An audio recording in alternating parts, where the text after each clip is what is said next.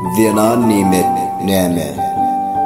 Zinan nimet gudrety güýçli Allah'nyň bize beren söýgüsidir.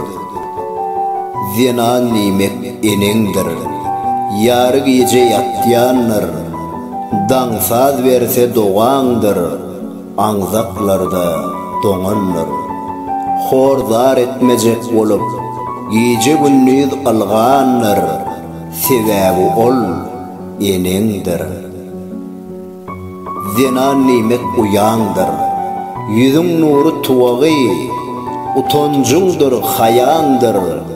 Ýagşy günne degensiň, kyn günüňde söýäňdir. Saňa geljek belanyň öňündäki gaýandyr. Sebäbi ol uyandır. Zinan nimet ýaryňdyr. Ömürlük ýan ýollaşyň, baýlygyňdyr, baryňdyr. Alowlayan ojagyň, namysyňdyr, aryňdyr. Kyn günüňi deň çekişýän, ýakyn howandaryňdyr.